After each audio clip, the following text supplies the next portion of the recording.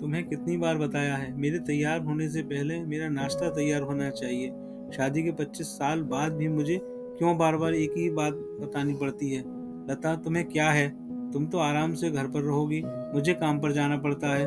तुम हो कि मुझे बेवकूफ़ों जैसी हरकतें करती हो। अगर तुम ये जानबूझ कर करती हो तो याद रखना, मुझसे बुरा कोई नहीं होगा। आज भी प्रशांत का पारा चढ़ा हुआ था। इन कटु शब्दों में अपना गुस्सा उतारते हुए, गीला तौलिया कुर्सी पर फेंकते हुए प्रशांत गुस्से से लता की तरफ देखने लगा।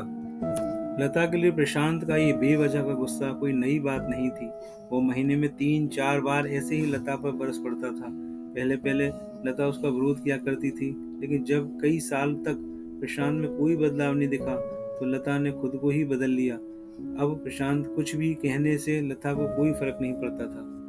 प्रशांत की हर बात को वो चुपचाप सिर नीचे झुका सुन लेती थी। शादी के पहले 5 साल तक लता ने पूरी कोशिश की थी कि प्रशांत को बदला जाए। मैं फालतू का गुस्सा करना और बाद में लता को भला बुरा कहना मानो जैसे उसकी आदत बन गई थी।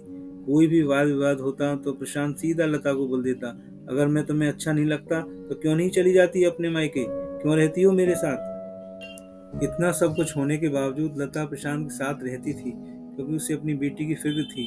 वह जाती भी तो कहाँ, अपने बड़े बूढ़े हो चुके माँ बाप को इस उम्र में परेशान करना नहीं चाहती थी। समाज और लोग क्या कहेंगे, यह भी तो उसे देखना था। वह इतनी पढ़ी लिखी भी तो नहीं थी कि खुद जाकर कोई नौकरी कर सके और अपना और अपनी बेटी का पालन पोषण कर सके। लता को अब अपनी फिक्र नहीं थी, उसको फिक्र थी तो बस अपनी शादी लायक हो रही बेटी की। लता नहीं चाहती थी कि पति पत्नी के झगड़े की वजह से काव्य डिस्टर्ब हो।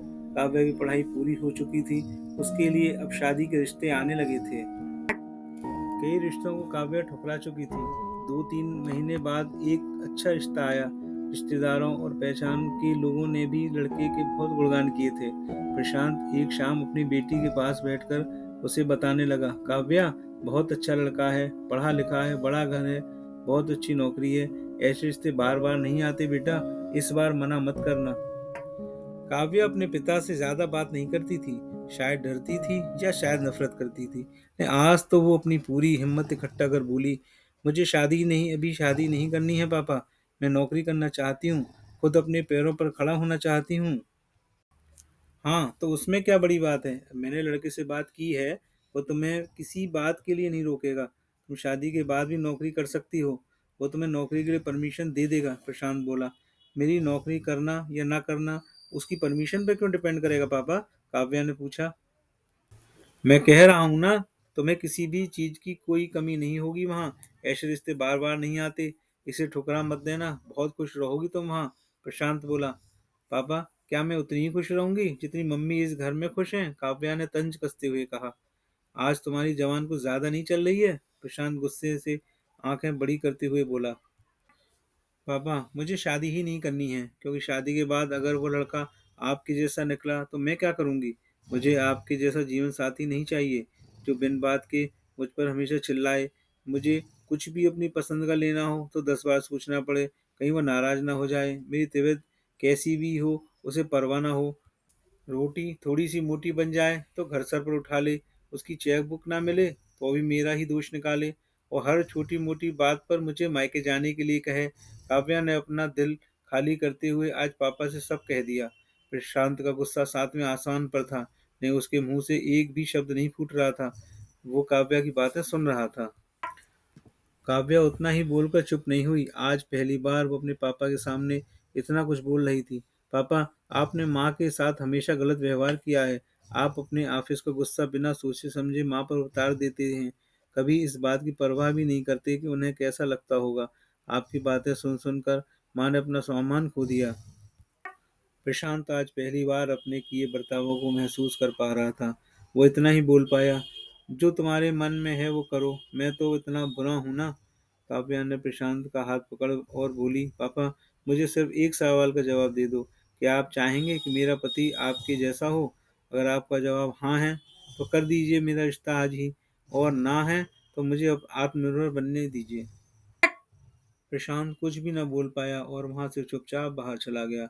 आज उसे लता के सामने जाने में शर्म आ रही थी।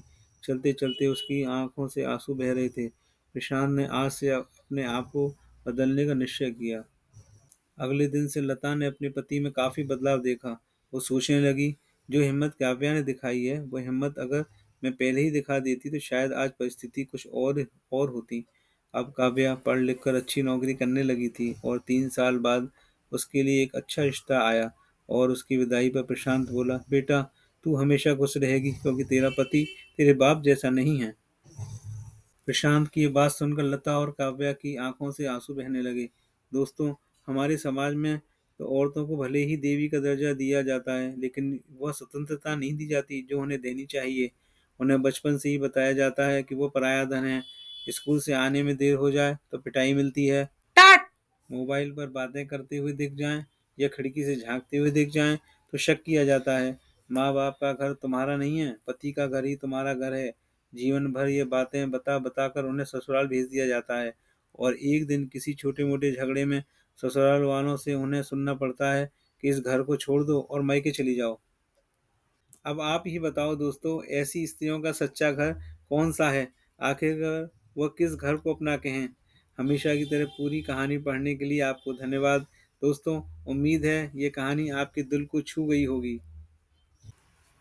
मेरे प्यारे दोस्तों, ऐसे ही सीधे दिल तक उतरने वाली मेरी कहानियों को पढ़ने और सुनने के लिए आपका बहुत बहुत धन्यवाद।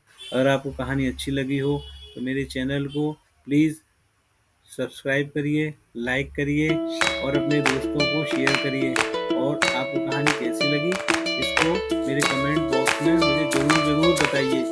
इससे मैं और आपको ऐसी और अच्छी कहानी आपके लिए ला सकूँ। मैं आपका दोस्त, आपका होस्ट विराट, आपसे विदा लेता हूं और आपसे गुजारिश करता हूं कि मेरे यूट्यूब चैनल विराट स्टोरीज को देखते रहिए, मज़े करते रहिए, एंजॉय करते रहिए।